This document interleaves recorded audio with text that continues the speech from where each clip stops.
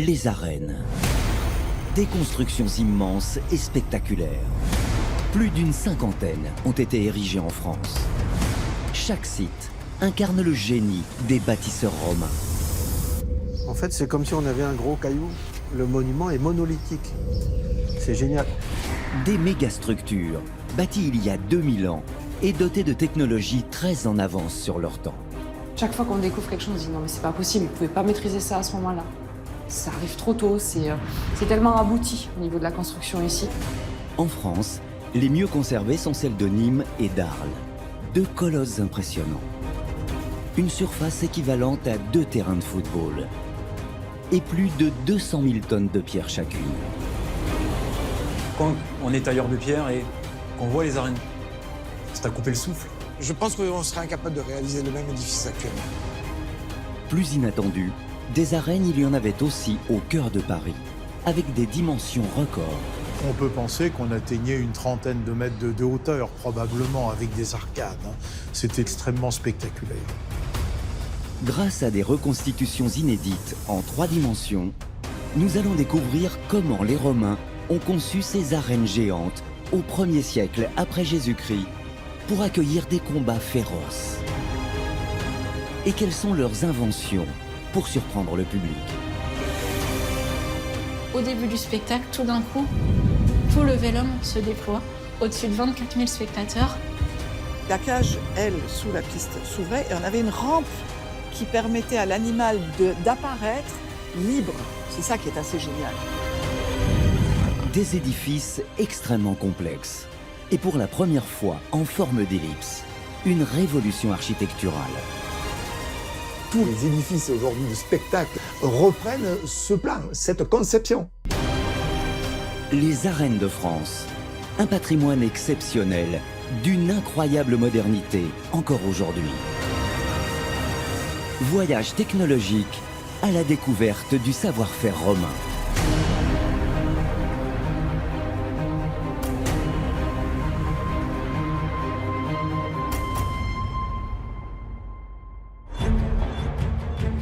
En France, les arènes romaines sont réparties sur l'ensemble du territoire. De la plus ancienne, bâtie au 1er siècle, comme celle d'Arles, aux toutes dernières, construites au 3e siècle, avec ici Bordeaux. Au total, on recense une cinquantaine d'arènes dans tout le pays. En fait, l'amphithéâtre apparaît dans toutes les grandes villes. Et il y avait assez de monde, disons, pour qu'on puisse remplir ces édifices de spectacles. Depuis l'invasion de la Gaule en -52 avant Jésus-Christ, la France telle que nous la connaissons aujourd'hui fait partie de l'Empire romain. À sa tête, Jules César et ses ambitions démesurées. On crée des colonies et la colonie se veut une image de la ville mère de Rome. Donc on copie non seulement les institutions, mais on copie aussi, et ça c'est moins connu, toute l'organisation de la ville de Rome. On voit même des toutes petites villes se doter d'une parure monumentale exactement à l'image de Rome, avec un forum, avec un théâtre, on voit des temples. C'est-à-dire que chaque petite cité rêve de ressembler à l'Ourps, à Rome. Pour réaliser leurs rêves, de nombreuses villes se mettent à construire des amphithéâtres, plus communément appelés arènes, du mot latin arena, qui signifie le sable et désigne la piste. Si on est une cité quand même d'un certain rang, il faut avoir un amphithéâtre, c'est indispensable. C'est une question de prestige, une question de notoriété. Ces lieux sont destinés à accueillir des combats de gladiateurs. Des spectacles aussi grandioses que sanglants, où se presse le peuple. Tout le monde voulait avoir son amphithéâtre. Alors il y en avait qui n'avaient pas les moyens, qui se construisaient de petits amphithéâtres, et puis des villes qui voulaient avoir des amphithéâtres un peu plus grands. La construction de ces ouvrages hors du commun représente un défi incroyable que seuls les Romains sont parvenus à relever. Ils en ont élevé plus de 200 dans le monde, dont le quart en France. La plupart sont aujourd'hui en ruine. Nous, on connaît ceux qui sont en pierre, en maçonnerie, parce qu'ils ont survécu. Mais il y en avait plein qui étaient en bois. Quelques rares amphithéâtres ont gardé de leur superbe, comme ici à Pula, en Croatie, ou bien encore en Tunisie, dans la ville d'El Djem, à l'est du pays. Et tous ont été conçus sur le même modèle, celui du Colisée, à Rome, le joyau de l'Empire romain. C'est le chef-d'œuvre, c'est le summum de ce que l'on a pu atteindre pour la réalisation d'un amphithéâtre. D'une hauteur de 50 mètres, soit un immeuble de 15 étages, une capacité de 50 000 places, plus que le Parc des Princes à Paris, le Colisée, c'est la référence. Il aura fallu une douzaine d'années pour le sortir de terre. Nul autre amphithéâtre ne possède ces dimensions, mais toutes les arènes en France se sont inspirées de son architecture novatrice. Comme celle de Nice, ou celle de Fréjus, dont il ne reste que quelques vestiges. Les arènes les plus emblématiques sont celles d'Arles et de Nîmes, séparées de 20 km. Les plus anciennes, celles d'Arles, construites en 80 après Jésus-Christ, impressionnent par leurs dimensions.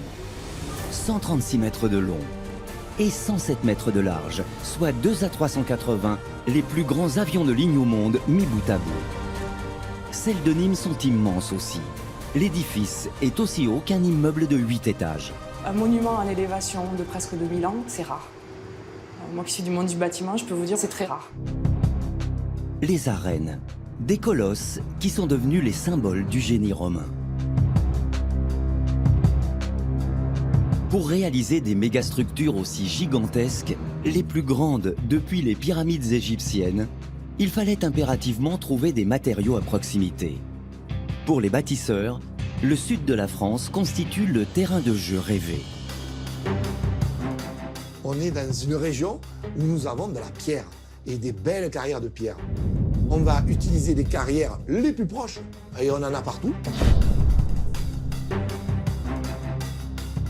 Pour construire les arènes d'Arles et de Nîmes, les Romains se servent des carrières de Barutel, Roquemaire et Lens, qui se trouvent non loin des chantiers. Autre atout de la région, la variété des roches présentes. On va amener telle pierre pour tel endroit. On se permet même de faire du choix finalement de pierre parce qu'on en a beaucoup. Tout l'enjeu pour les Romains va être de travailler ces pierres avec une précision absolue. De leur extraction des carrières jusqu'à leur assemblage pour confectionner les arènes, les nombreuses tâches sont parfaitement planifiées pour qu'il n'y ait aucun temps mort sur le chantier. Les blocs étaient pré-taillés aux carrières, dégrossis. C'est-à-dire que certaines formes étaient déjà plus ou moins élaborées sur les carrières. Ces blocs doivent répondre à des dimensions colossales. Jusqu'à 6 tonnes, soit le poids de 4 voitures les unes sur les autres. Et, incroyable, ils sont extraits à la force des bras. Pour y parvenir, les Romains utilisent une sorte de piolet à 2 lames. Cet outil, appelé escoude, est d'une efficacité redoutable. Il permet de creuser des tranchées dans la pierre pour délimiter les 3 contours du bloc. Sous la face avant, on creuse de petites fentes d'une quinzaine de centimètres pour y glisser des cales. En frappant sur celle-ci, le bloc se désolidarise de sa base et peut être exfiltré de la roche. Et ensuite, avec une pince à talons métallique, on venait pour arracher le bloc à la montagne.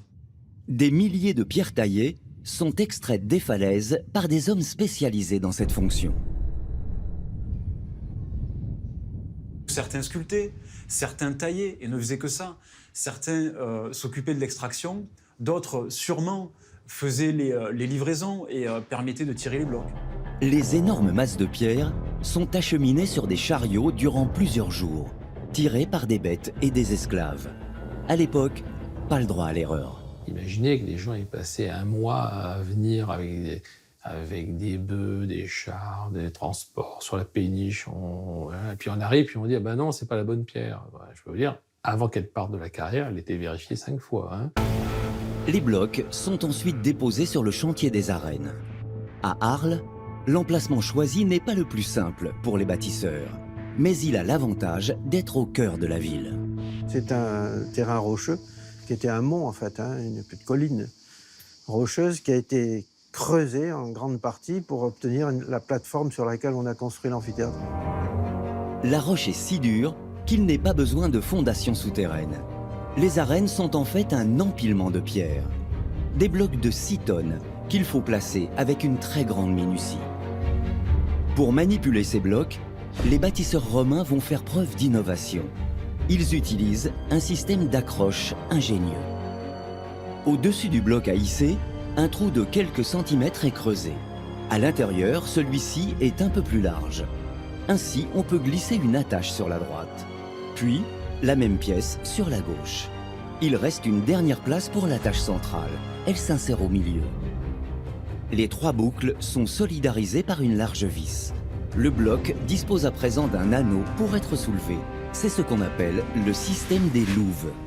La pièce métallique va se serrer et va créer une tension qui va permettre de soulever la pierre. C'est une invention qui est fabuleuse. À partir du moment où les blocs ont une prise, l'une des inventions les plus célèbres des Romains va entrer en scène. C'est un engin de levage appelé la chèvre. Elle fut utilisée à Arles et 20 ans plus tard à Nîmes. Une chèvre, selon le nombre de poulies qu'on met, et la force des poulies qui vont être démultipliées, oui, on peut lever jusqu'à plusieurs tonnes. 2 mâts de plusieurs mètres de hauteur sont ancrés dans le sol. Ils sont retenus par des cordes fixées par des pieux. Avec un système de treuil et de poulies, on descend un crochet qui vient se saisir d'un bloc attaché par le principe des louves. Le bloc est ainsi remonté. En relâchant les cordes au niveau des pieux, les 2 mâts vont avancer le bloc de pierre pour le positionner sur l'édifice. Étant au centre de gravité, le bloc était resté toujours horizontal. Ça permettait de le lever en douceur. Il devait y avoir peut-être des gens avec des tambours pour faire, voilà, pour monter un rythme. Oh, is, oh, is. On pouvait après déposer le bloc à l'endroit souhaité, approximativement. Après, il était ajusté sur site une fois qu'il était en place. Les louves et la chèvre sont parfaitement complémentaires. Sans elles, impossible de construire des bâtiments aussi hauts et imposants. Grâce à ces 2 inventions, à Nîmes, les bâtisseurs ont pu hisser plus de 50 000 blocs de pierre de grand appareil. C'est ainsi que l'on qualifie les plus gros blocs. Cela représente plus de 100 000 tonnes, le poids d'un porte-avions militaire. Mais ce n'est pas le seul tour de force des Romains. Les architectes ont décidé d'ériger le bâtiment sans mortier. Un matériau susceptible de s'effriter au fil des siècles, contrairement à la pierre.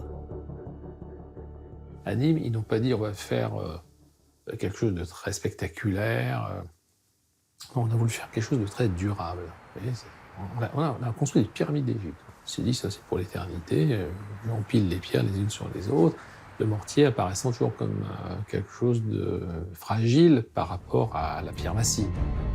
L'absence de mortier rend la construction des arènes beaucoup plus complexe. Quand vous posez sans mortier, ça veut dire qu'il faut que le dressement des pierres soit parfait. Si vous imaginez que vous ayez une pierre un petit peu courbe au-dessus et plate en dessous, quand vous allez la charger, elle va se casser. Si vous remplissez avec du mortier, le mortier fait comme des coussins amortisseurs et tout va bien. Le mortier, c'est un truc de paresseux, quoi. Là, il fallait dresser les plans parfaitement, mais vraiment parfaitement. Pour s'emboîter sans l'aide de mortier, les blocs devaient être taillés à la perfection. À Nîmes, le travail est titanesque. Pour réussir à tous les assembler comme dans un jeu de Lego, les Romains vont travailler ces monstres de plusieurs tonnes au centimètre près. Les pierres sont vraiment collées les unes aux autres. C'est comme des sacrés blocs, c'est pas des blocs qu'on enlève, on taille un peu, je le remets, je taille un peu, je le remets, non. Pour que les pierres puissent s'encastrer parfaitement, elles font l'objet d'une dernière étape avant la pose définitive. Le bloc supérieur va être suspendu à quelques millimètres au-dessus du bloc inférieur.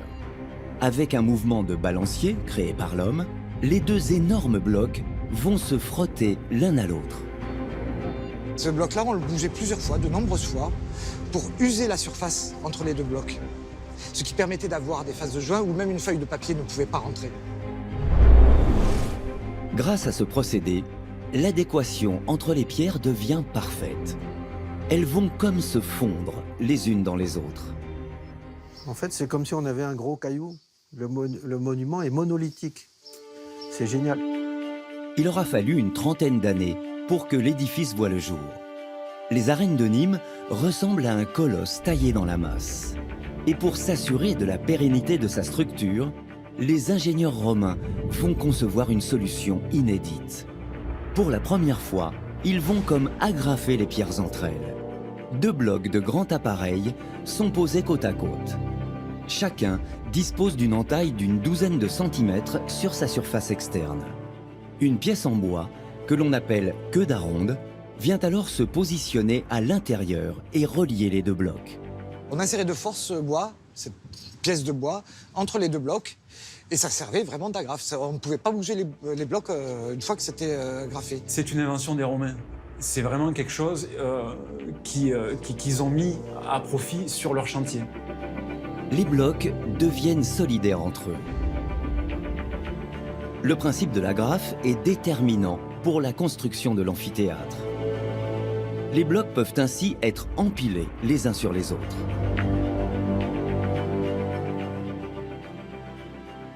C'est vraiment le principe qui va permettre aux Romains d'élever les bâtiments vers le ciel. Et s'il y a autant de larges blocs, c'est parce que les arènes de Nîmes et d'Arles sont parmi les plus vastes au monde. À l'époque, c'est Arles qui est en tête. Ces arènes font partie des 15 plus grands amphithéâtres du monde romain.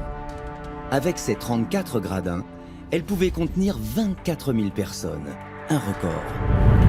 C'est beaucoup plus même déjà que la population probable de la ville. Remplir 24 000 personnes dans l'Antiquité, il fallait ramener la ville et tous les environs au même jour et à la même heure. Accueillir toute une ville dans un même monument, c'est un vrai défi pour les bâtisseurs. Au théâtre aujourd'hui, au spectacle, les gens arrivent pendant une demi-heure tranquillement. Par contre, tout le monde part au même moment à la fin du spectacle. Donc le moment fatidique, c'est la fin du spectacle. Bon, donc c'est comment on sort. La gestion du public est une question essentielle pour les architectes romains.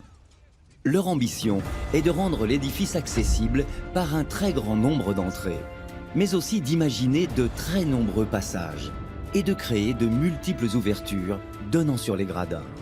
On les appelle les vomitoires. C'est une bouche qui vomit la foule, c'est l'idée du flux. Un vomitoire distribue de l'ordre de 400 places, à peu près. Il y a véritablement des études d'ingénieurs pour que le public soit évacué très rapidement et qu'il n'y ait pas de problème. En créant ces vomitoires, les architectes ont réalisé un système d'évacuation du public extrêmement moderne, permettant à la foule de sortir de l'édifice en un temps record. Mais à l'époque, imaginez, il n'y avait pas de grille, pas des histoires de sécurité, donc les gens descendaient directement en moins de 2 minutes. Moi, je n'ai pas vu d'autres expériences où moins de 2 minutes, vous êtes sortis. L'autre solution pour que l'amphithéâtre puisse faire face à l'afflux de spectateurs, c'est de construire des portes d'entrée par dizaines et aussi larges que possible. Toutes les arènes vont obéir à cette contrainte, comme celle de Fréjus ou de Périgueux, dont les portes ont résisté au temps. Et c'est à Nîmes que ces immenses accès sont le mieux conservés. Ici, les arènes érigées au IIe siècle après Jésus-Christ constituent à l'époque le plus gros chantier que la ville ait connu. Pour réaliser les portes des arènes, il faut commencer par les arches. Aidés par les engins de levage comme la chèvre, des centaines d'esclaves vont construire 60 arches monumentales sur 2 étages. Elles sont le squelette des arènes. C'est évidemment ça qui a permis de construire les amphithéâtres. Vous avez 2 murs qui sont construits de chaque côté et on va relier ces 2 murs par ce qu'on appelle la voûte. Des blocs de 3 ou 4 tonnes sont posés les uns sur les autres pour former les 2 murs. Un gabarit en bois vient s'insérer pour pouvoir déposer toutes les pierres qui forment la voûte. Les pierres ont toute une forme un peu trapézoïdale et on termine par ce qu'on appelle la clé, qui est cette pierre centrale qui viendra bloquer, qu'il faudra insérer un peu en force et qui viendra bloquer toutes les autres pierres. Dès que le gabarit en bois est retiré, les pierres se compressent entre elles. C'est là que s'opère la grande magie, parce qu'une fois que la clé est en place, ça tient. Et ça, c'est déjà assez extraordinaire. La voûte est totalement solidaire à présent. Chaque arche vient s'épauler contre l'arche suivante. Hein, il y a une poussée d'un côté, une poussée de l'autre. Dans la mesure où ces poussées sont équivalentes et qu'on est en train de faire tout le tour du monument, eh bien tout ça, ça s'épaule mutuellement.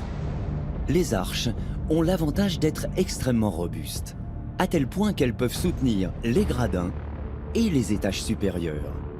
Leur structure permet d'encaisser un poids bien supérieur au leur. Toutes les forces vont s'exercer sur le côté et retomber sur les pieds droits. La pression fait que ça devient carrément le même bloc. C'est ça le miracle de la voûte. Si à Nîmes, les voûtes sont d'une solidité à toute épreuve, c'est parce que le génie romain a su tirer des leçons de ses erreurs passées, notamment de celles commises à Arles.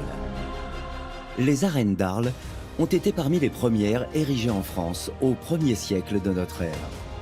Mais dans les années qui ont suivi leur construction, le plancher du premier étage s'est totalement écroulé sous le poids des très nombreux spectateurs. Les blocs de pierre sont tombés une dizaine de mètres plus bas. Ils se sont tous brisés au sol. Un défaut de conception qui a complètement dévasté le plancher. En Arles, cette partie-là a totalement disparu. On ne la connaît pas. Si cette catastrophe a eu lieu à Arles, c'est parce que ces arènes n'obéissent pas à la même structure que celle de Nîmes. Un choix des architectes de l'époque qui s'est avéré lourd de conséquences. Premier étage d'Arles, au lieu de faire comme à Nîmes, des structures sur arête de voûte, donc utilisant le système de la voûte, ils ont mis des linteaux. Des linteaux, ce sont des sortes de planches en pierre qui servent d'éléments de soutien, mais ils conviennent plutôt pour des poids modérés. Mais c'est des dalles relativement fines. Il suffisait qu'il y ait un tout petit mouvement d'un pilier à un autre, ben les dalles se rompaient. Tout s'est pété. Ça ne tient pas. Une catastrophe qui a conduit les bâtisseurs romains à repenser leur technique de construction. Si à Arles, ils avaient mis des blocs de plusieurs tonnes sur des poutres qui, au fil du temps, n'ont pas résisté, à Nîmes, ils ont mis les mêmes blocs sur des voûtes, permettant à la charge de se répartir dans l'arc et les colonnes. Résultat, l'installation ne rompt pas. Mais les Romains ont également limité l'utilisation des linteaux. À Nîmes, ils sont situés tout en haut de l'amphithéâtre et n'ont pas à supporter le poids des milliers de spectateurs. On a un peu la même chose avec les très grands blocs qui liaient en fait à Nîmes les piliers internes aux piliers externes qui font 5,40 m. On a un peu la même chose. La seule différence, c'est qu'on ne marche pas dessus et on passe pas au travers. Ces linteaux font aujourd'hui l'objet d'un contrôle accru. Certains ont même été renforcés de chaque côté de leur pilier. La surveillance est omniprésente pour les dernières arènes encore bien conservées, comme celle de Nîmes et d'Arles. Et c'est en auscultant de plus près l'architecture que certaines contraintes liées à la pose des pierres ont été mises en évidence. Il y a un sens à respecter, au risque que là aussi, il y ait un écroulement. La pierre calcaire, c'est une roche sédimentaire. Donc il faut imaginer qu'elle a été constituée par le retrait de la mer. Lorsque les pierres sont montées, on les monte dans leur lit. C'est-à-dire qu'on les monte dans le sens dans lequel ils étaient dans la carrière. Lorsque deux pierres sont posées l'une sur l'autre, il faut que celle qui se trouve au-dessous soit disposée dans le sens de sa roche-mère, avec ses couches sédimentaires à l'horizontale. Ainsi, la pierre est dans sa position optimale pour supporter la charge. Il faut que les strates soient parallèles à l'horizontale, tout le temps. Si la pierre est posée dans le mauvais sens, c'est-à-dire en délit, les couches superposées agissent comme un livre posé sur sa tranche. Elle finit par s'affaisser. On peut penser aussi que parfois, c'est pas que des erreurs. Il doit y avoir des raisons à la manière dont le bloc pouvait être taillé ou pas. Parce que selon la hauteur du bloc qu'on veut prendre, on ne peut pas creuser sur 1,50 m de profondeur. Donc on le fait en longueur et du coup on le met en délit. Il y a 2000 ans déjà, les Romains possédaient des connaissances très pointues sur la composition des pierres. Mais ce n'est pas tout. Le génie romain, c'est aussi d'avoir conçu à Nîmes, Arles et à Rome des monuments où il n'y a pas d'angle droit. C'est un exploit à l'époque antique et leur façon de procéder demeure encore aujourd'hui un mystère. Les arcs de la façade ils sont disposés selon une courbure. Et cette courbure est variable puisque c'est une ellipse. Donc il faut être extrêmement attentif aux angles, notamment des passages.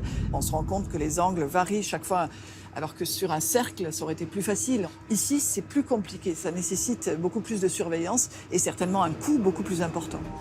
Les Romains sont habitués à construire des voûtes monumentales, comme ici au pont du Gard, à 20 km de Nîmes. Mais la structure est rectiligne, elle ne tourne pas. Dans les arènes, les bâtisseurs ont fait sculpter les blocs selon une certaine courbure. Ils sont larges d'un côté et ils se rétrécissent à l'intérieur. Tout est courbe. Et il n'y a donc aucun angle droit. Le dessin est parfait, l'ellipse elle est parfaite. C'est tellement abouti au niveau de la construction ici. Tout est tellement pensé, chaque bloc est tellement unique. On se dit que ça va nous permettre de remonter dans le temps et de dater de manière beaucoup plus précoce certaines maîtrises en conception architecturale qu'on ne date pas de cette époque-là. Le secret demeure encore sur leur réalisation. Aucun document ne témoigne des techniques utilisées par les ouvriers au 1er siècle après Jésus-Christ. C'est vraiment un exploit au niveau de la taille de pierre. Les tailleurs de pierre étaient franchement doués. Je pense qu'on serait incapable de réaliser le même édifice actuellement. Seul un savoir-faire exceptionnel et un travail de la pierre singulier ont permis aux Romains de concevoir une structure arrondie. Car les amphithéâtres sont systématiquement construits dans cette forme ovale. C'est l'une des inventions majeures des Romains, l'arène elliptique, du jamais vu à l'époque. Qu'est-ce qu'on gagne avec la forme elliptique? Il n'y a plus d'angle mort. Et la surface est entièrement utilisée, en particulier pour les combats d'animaux. Si vous avez une arène rectangulaire, les animaux vont aller dans les angles. Ça, vous ne pourrez pas vous en servir. Les arènes sont des lieux de divertissement et de spectacle. Leur forme doit servir cette fonction. C'est pour les combattants une absence de cachette. On ne peut pas se dérober à l'adversaire. Mais en même temps, comme il y a plusieurs duels en même temps qui se produisent, le public est placé au maximum de l'action. Et on embrasse assez bien l'arène d'un seul coup d'œil. On n'a pas besoin de beaucoup tourner la tête pour tout voir. C'est quelque chose qui a été très étudié. C'est vraiment donc un apport du génie romain. Avant la construction des arènes, les représentations en tout genre se déroulaient dans des théâtres, des structures en forme de demi-cercle héritées des Grecs. Mais les accès se faisaient difficilement. Il y avait très peu d'entrées. Et si un incendie se déclarait ou qu'une bête sauvage accédait au gradin, le public se retrouvait piégé et la situation pouvait devenir tragique. À un moment donné, on s'est dit, mais si on construisait un monument sans contrainte de ce genre, on pourrait donc le faire plus grand et le dédier à cette fonction. Et c'était la naissance de l'amphithéâtre. Coller deux théâtres pour n'en former plus qu'un seul, c'est la révolution initiée par les Romains. Cette forme elliptique qu'ils ont inventée devient à partir du 1er siècle la nouvelle référence. À partir du moment où la forme elliptique sera créée, on l'adopte systématiquement à chaque fois. Résultat, grâce à cette forme, les nouvelles pistes sont 2 fois plus grandes. À Arles, elles représentent l'équivalent de 3 terrains de tennis. Une forme et des dimensions qui vont permettre l'organisation des courses de chars les plus spectaculaires de l'histoire. La course de chars, oui, ça correspond exactement à la Formule 1 sur l'automobile. C'est 4 chevaux, il y a 2 tonnes de vent, donc il y a une très très grosse puissance. En guise de bolide, des attelages appelés quadriges et composés de 4 chevaux. Ils font des tours de piste à une vitesse folle. Et tous les coups sont permis. Dès que vous faisiez naufrage, dès que vous aviez l'accident, le char éclatait littéralement. Et en général, vous étiez tiré par le cheval. La forme elliptique de l'arène est la configuration parfaite pour ces courses époustouflantes. Le succès est phénoménal. Lorsqu'il y a les Jeux, les villes d'Arles, de Nîmes se vident complètement de leur population. Tout le monde est à l'amphithéâtre. On mettait des gardes pour que les maisons ne soient pas volées pendant que les propriétaires étaient au spectacle. Si les arènes peuvent accueillir autant de monde, c'est en raison de leur incroyable architecture. À l'intérieur du bâtiment, contre toute attente, c'est le vide qui domine. La structure est dite creuse. C'est un ouvrage qui représente un volume très important de pierre, mais sûrement un volume encore plus important de vide. L'amphithéâtre de Nîmes, c'est du gruyère. Et tout le génie des Romains, c'est de faire tenir ces pierres à travers ce vide. Aujourd'hui, les gens pensent que c'est de l'esthétique, mais ceci, c'est de la nécessité de la construction. La structure des arènes de Nîmes est d'une ingéniosité rare et bien plus complexe qu'il n'y paraît. Les espaces dits vides constituent en réalité des kilomètres de couloirs. Essentiels au flux de spectateurs, ils sont situés sous les gradins. Ces couloirs ont nécessité 100 000 tonnes de pierres de petit appareil. Pour les réaliser, la première étape consiste à monter ces pierres en face d'un mur, qui lui est composé de larges blocs de plusieurs tonnes. Elles vont former un mur parallèle. Ensuite, un cintre en bois permet de poser une à une, de nouveau, des petites pierres pour constituer le plafond. Mais ces pierres ne peuvent pas tenir toutes seules. Elles sont trop légères. Les architectes sont face à un problème. Il fallait forcément trouver un moyen. Et le béton romain était ce moyen. Le béton, tel que nous l'utilisons encore aujourd'hui, c'est lors de la construction des arènes qu'il a été inventé. Ils ont pris de la pierre calcaire qu'ils ont fait chauffer, ils ont obtenu de la chaux, qu'ils ont mélangé à du sable, à de la cendre volcanique. Ils ont réalisé les premiers bétons. On posait des petites pierres qui permettaient justement de constituer cette voûte et on remplissait de béton. Une fois la voûte réalisée, du béton est inséré entre les pierres. Elles vont ainsi se stabiliser. Et ensuite, hop, il ne manque plus qu'à enlever le cintre pour le réutiliser un petit peu plus loin. Et en fait, ça tient. Un couloir vient d'être créé. Les pierres, avec le béton, sont comme soudées. Une fois qu'il fait prise, on a un mur unique. Il ne peut pas se fissurer. Et plus il vieillit, plus il durcit. C'est la qualité du béton romain. Les Romains maîtrisent très bien l'usage du béton, les enduits, ils savent très bien faire. Et généralement, ils sont très, très costauds. Ils vont le déployer de manière quasi, je ne vais pas dire industrielle, ce n'est pas le terme peut-être, mais vraiment en grande quantité. Des dizaines de couloirs sont ainsi créés dans les arènes. Leur intérêt n'est pas que structurel. Ils présentent un autre avantage. Leur grand nombre permet aux différentes classes sociales de ne pas se croiser. Dans la société romaine, le rang est sacré.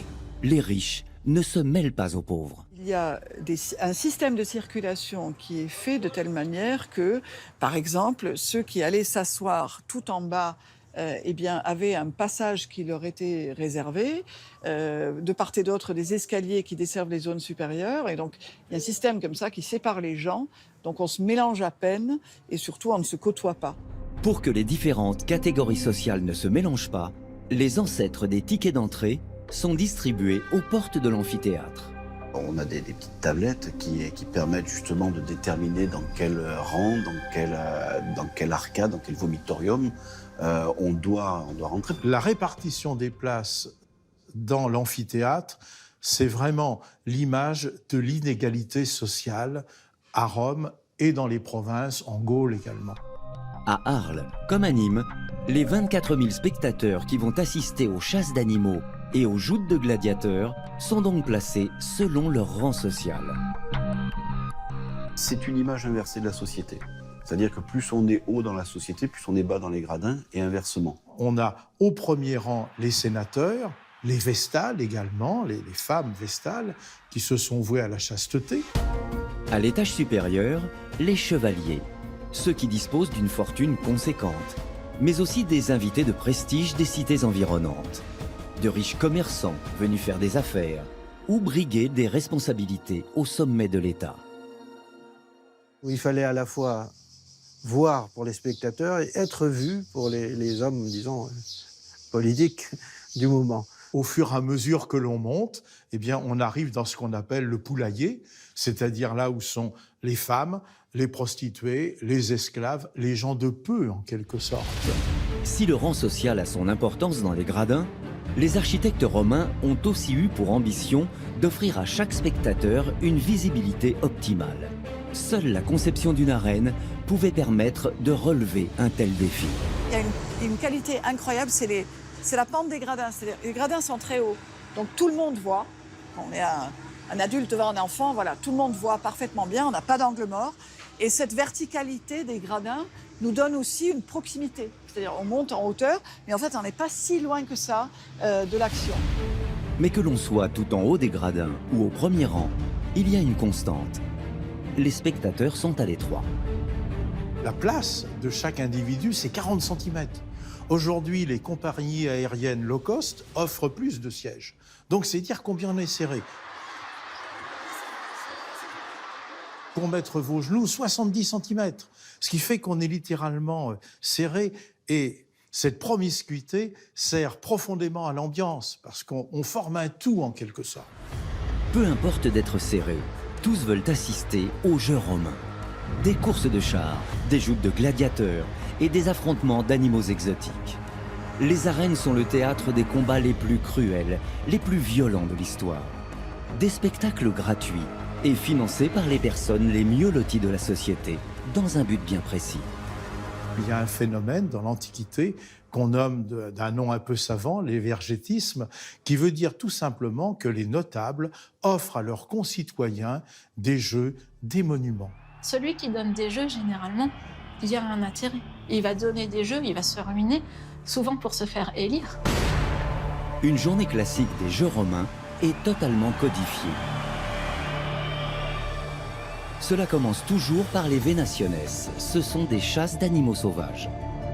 Ça commence par montrer des animaux un peu fréquents qui vont attirer la curiosité du public. Enfin, voilà, c'est formidable. Ils n'ont jamais vu une autruche ou je sais pas quoi.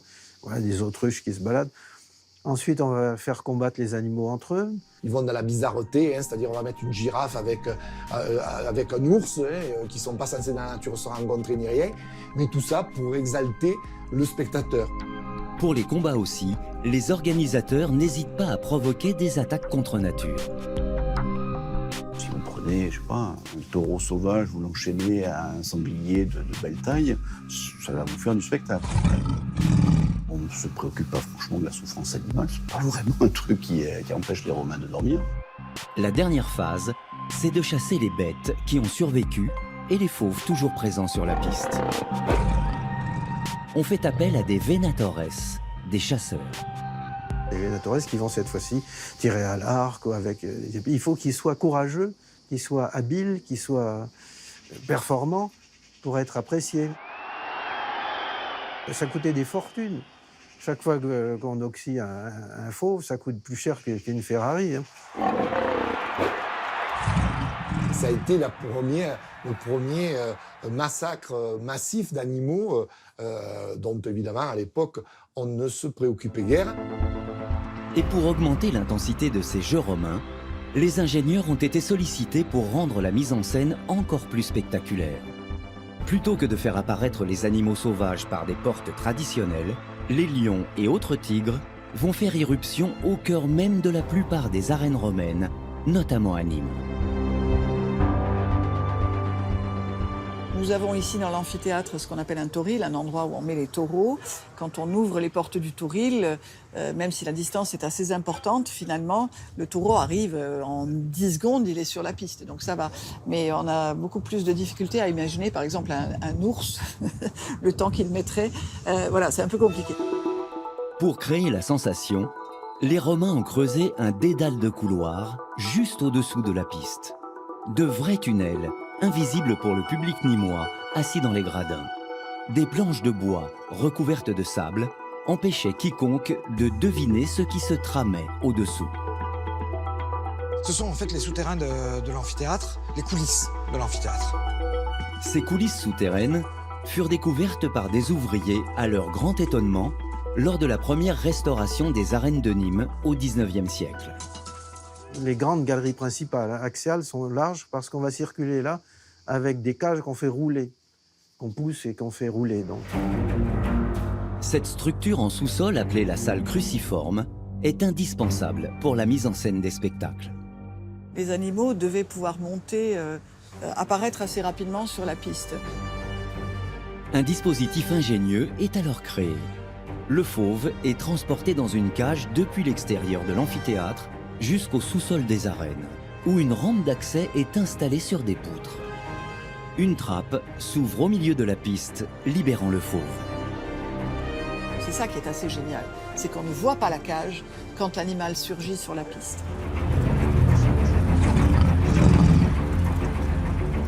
On va faire sortir par le décor des animaux de façon magique, quoi. D'un seul coup, on voit apparaître des sangliers ou autre chose.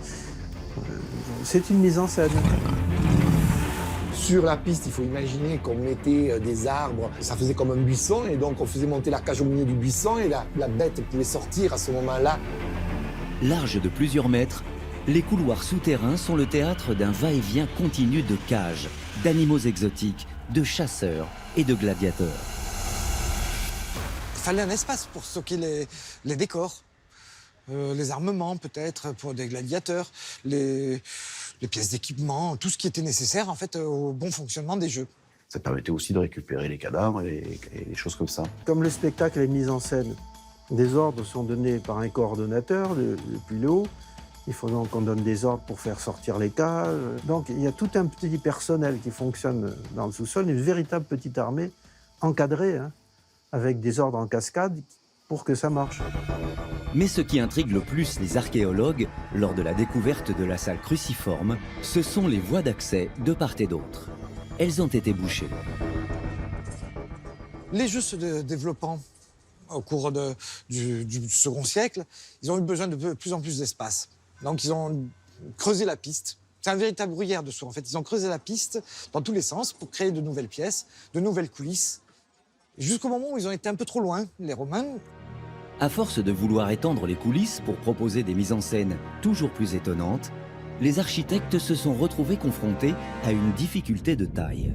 L'amphithéâtre a été construit en bas de la ville. Il y a une nappe phréatique qui parcourt toute la ville.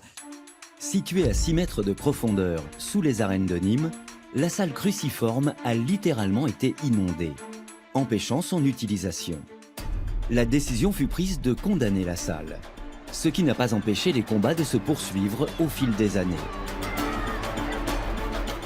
Nîmes, comme Arles, possédait dès le départ une salle cruciforme, mais ce n'est pas le cas de toutes les arènes. Celle de Saintes, près de Bordeaux, n'en était pas pourvue. À Grand, dans les Vosges, rien n'indique non plus qu'il existait un système de coulisses sous la piste de l'amphithéâtre. Le sous-sol n'existe pas tout de suite dans les amphithéâtres. C'est une innovation qui fait que certains en ont eu après coup, certains en ont dès le départ.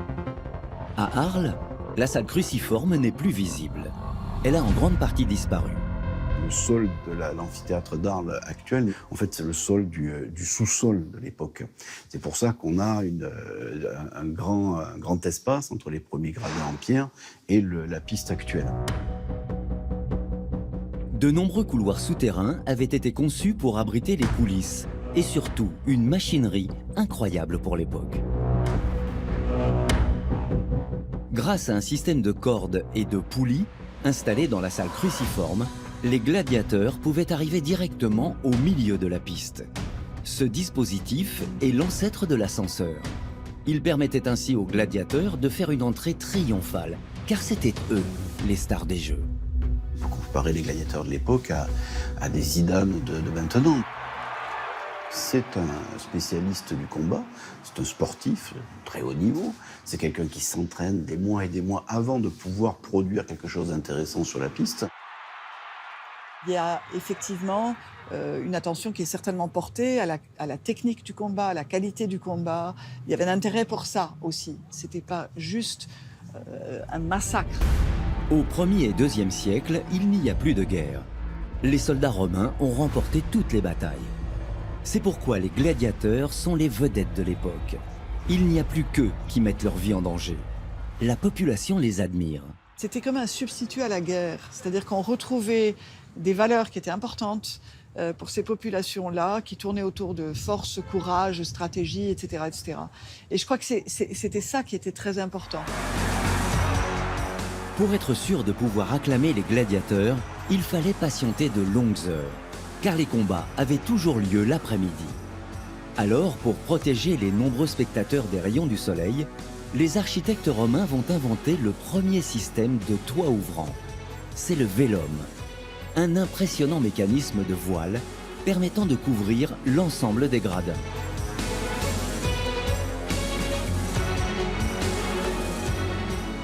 Ça influe sur le confort. C'est l'ombre, c'est la température qui baisse. C'est comme aller voir un spectacle dans une pièce climatisée pour nous.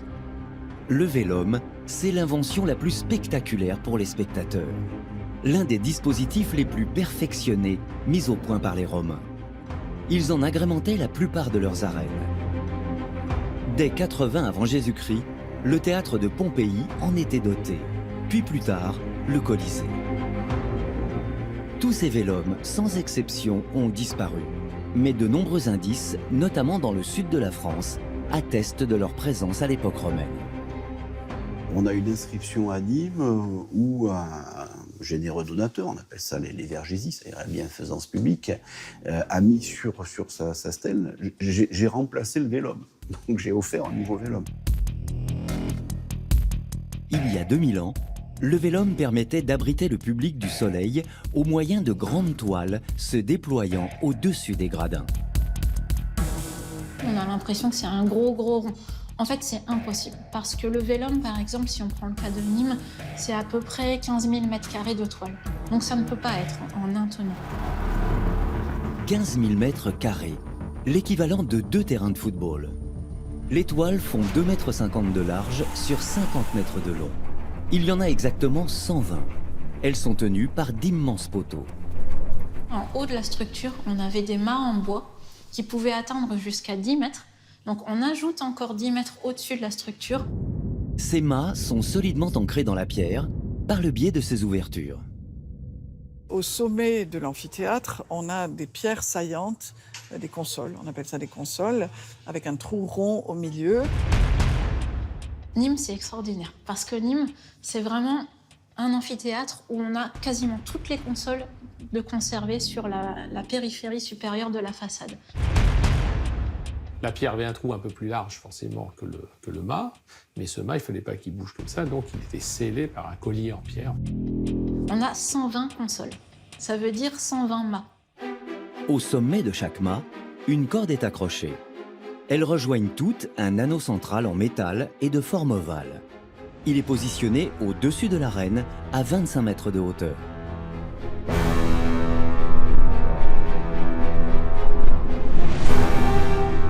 Il faut qu'il soit assez haut pour ne pas gêner la vue des spectateurs qui sont en haut de l'amphithéâtre. Et sur chacune des cordes, donc rayonnantes, on va pouvoir tirer des voiles avec des filins de rappel, etc., comme des voiles de bateau. Pour propulser 120 voiles en même temps, les organisateurs engagent autant d'hommes que de mâts pour hisser les voiles, soit 120 au total. Mais lorsque la météo est instable, on double le nombre d'hommes dédiés à cette tâche. Ces jours-là, 240 personnes sont mobilisées pour replier les voiles le plus rapidement possible. Si le vent se lève tout d'un coup, on ne peut pas le prévoir, il n'y a pas la météo. Et donc, il faut le relever très vite pour que les toiles ne soient pas arrachées. Et on a des textes qui nous racontent que si ça ne va pas vite, ça casse. On a des toiles qui se déchirent. Autre problème lié à l'utilisation du vélum, les cordes ont tendance à se détendre au fil du temps. C'est pourquoi elles doivent être changées plusieurs fois par an. Selon la chaleur, l'humidité, tout ça, le système pouvait donc se ramollir. Donc on retendait. Ça, c'est une tension très forte. La maintenance s'effectue en posant l'anneau central sur la piste de sable. Pour y parvenir, on relâche la tension des cordes qui sont toutes fixées à l'extérieur de l'amphithéâtre. Elles sont maintenues par ces postes de contrôle qui font le tour des arènes et qui servent uniquement à la montée ou à la descente de l'anneau. Les cordes qui partent de ces postes sont différentes de celles qui servent à hisser les voiles. Celles-là, elles ont une tension très forte parce qu'il faut tirer très fort pour que cet anneau de corde monte. Au total, 240 cordes permettent d'actionner les voiles et d'élever ou de baisser l'anneau. Mais ce n'est pas tout. Il existe aussi des cordages qui sont fixés au gradin et qui rejoignent l'anneau en position levée. Parce qu'il ne faut pas que tout ça, ça s'envole. Il ne faut pas que l'anneau bouge. Donc on va le fixer au premier gradin de l'amphithéâtre. Ces cordes en plein cœur de l'arène sont indispensables au maintien de l'anneau. Et là aussi, des hommes sont à leur base pour relâcher la pression ou au contraire en mettre davantage. Le but étant d'avoir un anneau au centre de la structure. Il faut imaginer là, les amphithéâtres à cette époque avec une sorte de forêt de mâts, avec ces câbles qui sont un peu partout, une sorte de toile d'araignée qui devait recouvrir tout ça. Le vélum n'est pas seulement une protection contre le soleil. Il participe activement au spectacle proposé. Avec le bruit des voiles et la dominante rouge qui s'empare des gradins, l'ambiance devient électrique. Ça fait partie complètement de la mise en scène parce qu'on a là un confinement qui est encore plus important et on a vraiment un petit monde clos qui s'instaure. À Nîmes, si le vélum n'existe plus, il reste les consoles pour témoigner de la présence des mains. À Arles, aucune trace de console. Mais un jeton qui permettait de prendre place dans les gradins a été retrouvé dans les ruines de l'amphithéâtre. Il indique glade pour gladiateur et vela pour l'ombre. C'est la preuve de la présence autrefois d'un vélum.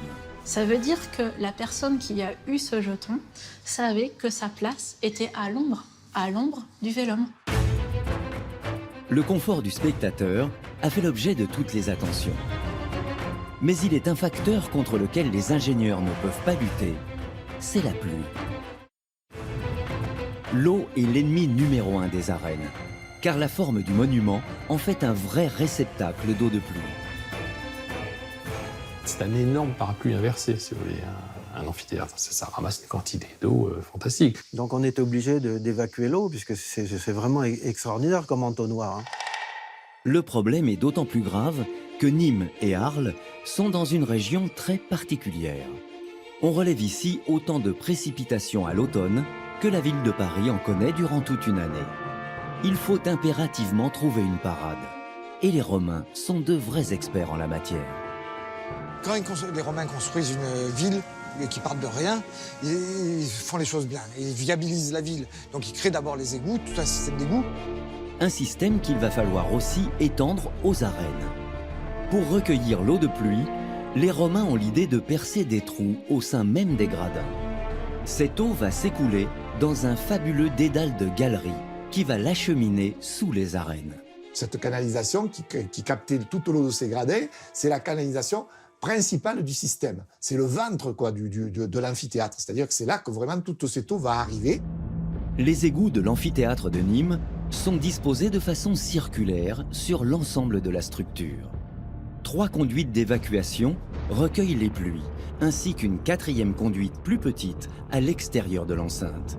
Ces canalisations circulaires mesurent 1 mètre de large et sont positionnées à 3 mètres de profondeur. Mais l'eau n'atterrit pas directement dans les conduites d'évacuation.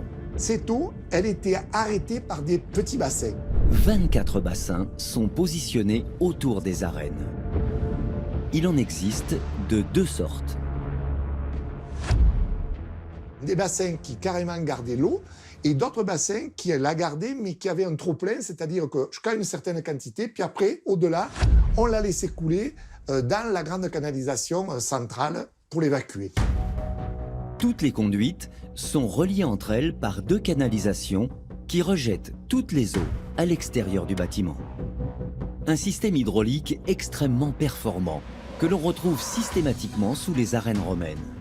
À Nîmes, ce dispositif va parfaitement fonctionner durant des siècles. Les trous positionnés sur les gradins récupèrent l'eau, telles des gouttières sur un toit. Le toit de l'amphithéâtre, c'était ces gradins. Alors, c'est des gradins qui font 2,50 m de long, c'est des masses considérables, donc ce sont d'énormes tuiles avec très peu de joints, donc finalement, c'est une très bonne toiture. Mais au XVIIIe siècle, des travaux entrepris dans l'amphithéâtre ont détruit une partie des gradins. Résultat, l'eau de pluie a emprunté un chemin bien différent de celui prévu par les Romains.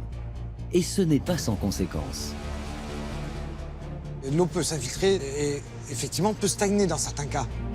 Sans système d'évacuation, l'eau s'infiltre dans les moindres brèches des blocs de pierre et stagne à l'intérieur. L'hiver, lorsque les températures chutent, l'eau gèle et la glace qu'elle forme produit une pression dans la roche.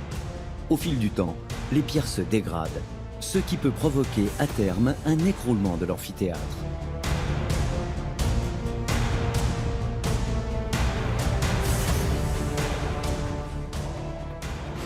À 100 ans, l'amphithéâtre est par terre. Ce qui me paraît fou, parce que 100 ans, là, pour le coup, c'est très court pour un amphithéâtre qui a presque 2000 ans. À Nîmes, les travaux de restauration ont démarré en 2009 et vont durer 35 ans. Pour suturer les fissures et remplacer les pierres trop abîmées, un budget de 54 millions d'euros a été alloué à cette opération de grande ampleur. Le souci au niveau des travaux aujourd'hui, c'est aussi de rétablir une partie de l'étanchéité. On ne peut pas tout reconstruire, là, on n'a pas les moyens, mais au moins sur les parties sur lesquelles on intervient, de remettre une partie des gradins pour assurer l'étanchéité. Tout comme à Nîmes, les arènes d'Arles sont menacées de s'écrouler à terme. Certaines pierres sont imbibées d'eau et ont perdu jusqu'à 40% de leur résistance. Un grand chantier de rénovation est engagé jusqu'en 2030 pour éviter une catastrophe. Si ces arènes sont aussi abîmées, ce n'est pas seulement l'effet du temps. Elles ont été l'objet d'une profonde modification de leur structure au cours des siècles. Au IIIe siècle, il y a de plus en plus le déclin de l'Empire, malgré tout. Il y a des guerres civiles, il y a des invasions. Dans la deuxième moitié du IIIe siècle, la Gaule est ravagée par une première invasion. Et donc, du coup, on n'a plus les moyens. Les notables fuient les îles et on va bientôt faire de ces amphithéâtres des forteresses. Des arènes qui se muent en lieu d'habitation, nombre de sites ont connu ce destin. À commencer par le Colisée à Rome, mais aussi dans le sud de la France. Les arènes de Fréjus, de Nîmes et d'Arles furent utilisées comme de véritables villages clos et fortifiés. C'est au XIVe siècle, soit 1300 ans après leur construction, que les arènes de Nîmes se sont ainsi transformées. Au Moyen-Âge, le monument a d'abord servi de refuge au moment de la chute de l'Empire romain. Donc c'était ponctuel finalement, les gens venaient, quelques temps après ils repartaient. À partir du XIVe siècle, avec la guerre de 100 ans, le danger devient vraiment permanent et là la population s'installe. À Arles, pour construire plus de 200 maisons au cœur des arènes, la population prélève des pierres directement des gradins. C'est une structure très solide dans laquelle il est facile de s'installer, d'installer des pièces, des maisons, etc. On avait des rues, des places, des passages, des arbres, des jardins, une chapelle, une église. Les Arlésiens ont également adapté le cœur du bâtiment pour s'y installer. Leur maison s'insère dans les arcades, en commençant par boucher les 60 arches. À Arles, quelques-unes ont été conservées intactes et montrent clairement des fenêtres et ouvertures pour la lumière. Les arches par lesquelles le public des Jeux romains pouvait entrer sont elles aussi comblées entièrement. Le niveau du sol est lui relevé d'un bon mètre par rapport au niveau actuel. Sous les arches et les gradins, 2 étages d'une même habitation voient le jour, avec la pièce de vie au rez-de-chaussée et le cellier tout au bout de la maison qui sert à stocker des vivres. À l'étage, les chambres. Une autre transformation impressionnante, ce sont les tours construites au sommet de l'arène au Moyen-Âge. Quand on regarde la fortification, c'est beau, il n'y a rien à dire. C'est fort, c'est mastoc. Ça se veut aussi, c'est vrai, prestigieux. C'est-à-dire on sait quand même ce qu'il en impose. L'amphithéâtre devient un quartier hautement protégé. Ces tours permettent de surveiller l'horizon et d'alerter la population en cas d'attaque de la cité. Cette occupation des arènes de Nîmes et Arles va durer plus de 500 ans, bien plus longtemps que la durée des Jeux, qui n'a pas excédé 200 ans. Mais au XVIIIe siècle, l'intérêt grandissant des archéologues pour la période antique va encore bouleverser la vie des arènes. On va vouloir retrouver la structure romaine, donc on va reloger les gens et on va commencer à déblayer. Et malheureusement, dans ce processus, on a perdu 1400 ans de l'histoire du monument, parce que personne ne s'intéressait au Moyen-Âge. Cette volonté de trouver des vestiges romains va se faire dans la précipitation. Les maisons, les églises, tout est détruit brutalement. C'est un peu frustrant parce qu'il y a tout un pan de la vie de l'amphithéâtre qui a été perdu. Mais les arènes d'Arles et de Nîmes sont néanmoins parmi les mieux conservées au monde. D'autres sites n'ont pas eu cette chance. Sur la cinquantaine d'arènes construites en France, la plupart sont en ruine, à l'image de celles de Poitiers, de Périgueux ou encore de Senlis dans les Hauts-de-France. Plus surprenant encore, Paris aussi avait ses propres arènes. Elles ont été construites au 1er siècle, au cœur de la capitale, qui s'appelait alors Lutèce. Lutèce, à l'époque, est une petite ville. C'est une petite ville provinciale qui n'est pas très importante. Comme beaucoup de villes provinciales, elle est dotée d'un monument mixte. On a ce spécimen très bizarre des arènes de Lutèce, c'est-à-dire un théâtre mixte, théâtre-amphithéâtre, mais de grande dimension. Avec 132 mètres de longueur pour 100 mètres de largeur, les arènes de Lutèce sont l'un des plus grands ouvrages réalisés par les Romains en Gaule. On peut penser qu'on atteignait une trentaine de mètres de hauteur, probablement, avec des arcades. C'est extrêmement spectaculaire. 15 000 personnes pouvaient assister à des spectacles extrêmement variés. On peut donner dans les arènes des Lutèces un véritable spectacle d'amphithéâtre, puisqu'il y a une arène, donc en avant, les combats d'animaux, les combats de gladiateurs, tout ça, mais aussi on a un magnifique mur de scène et un espace scénique qui fait qu'on pourrait donner aussi des représentations scéniques. Proposer dans un même lieu des combats de gladiateurs et des pièces de théâtre, c'est la particularité de ce site. Peut-être pour des raisons économiques, au lieu de créer un amphithéâtre et un théâtre, on a réuni les deux monuments en faisant un monument hybride, un monument multifonctionnel en quelque sorte. Certains jours, les spectateurs pouvaient y voir des chrétiens se faire dévorer pour un sacrifice. Et d'autres jours, ils pouvaient assister à un spectacle de danse. Ce genre de lieu hybride a été construit sur le modèle du Grand Théâtre de Pompéi, en Italie, réalisé en -50 avant Jésus-Christ. Grâce à sa structure en partie fermée, c'est une formidable caisse de résonance. La voix des acteurs qui se trouvent sur scène est portée jusqu'aux gradins les plus éloignés. Sans micro ni amplificateur, ils se font parfaitement entendre de tous les spectateurs. La diffusion des ondes sonores impose de le faire comme un caillou qui tombe dans l'eau, des ondes concentriques qui vont se diffuser. De ce colosse antique, il ne reste que quelques vestiges, comme ces gradins toujours présents. Ou bien encore ces cages où l'on enfermait les fauves.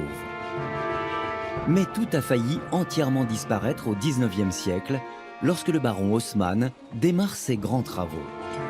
En 1869, des ouvriers tombent par hasard sur les ruines des arènes de Lutèce. Plutôt que de restaurer les dernières structures existantes, on y réalise un dépôt pour autobus.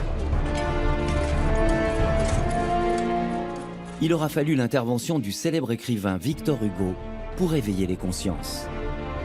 Victor Hugo, qu'on connaît comme poète, comme romancier, comme dramaturge, a été également un sauveteur du patrimoine, puisque lorsque le théâtre a failli être rasé, il s'est insurgé. Scandalisé, il écrit une lettre aux autorités pour faire valoir l'intérêt de ce site unique. Par vraiment un mouvement de foule qu'il a créé, exactement comme nos mouvements actuels d'opinion. Il a su retourner l'opinion et les politiques se sont rangés à son avis et il a vraiment été très très fort. Les arènes sont réhabilitées puis classées monuments historiques en 1884. Tout comme sont classés Nîmes et Arles. Dans le sud de la France, les arènes ont même renoué avec leur fonction initiale de lieu de spectacle. de grandes manifestations et concerts s'y déroulent plusieurs fois par an, dont un rendez-vous devenu incontournable à Nîmes. Ce sont les reconstitutions des Jeux romains. 60 000 spectateurs durant 3 jours assistent à des spectacles de gladiateurs joués par des comédiens en tenue d'époque. Une nouvelle preuve que cette période suscite toujours la curiosité. Mais des spectacles plus traditionnels sont organisés tout au long de l'année.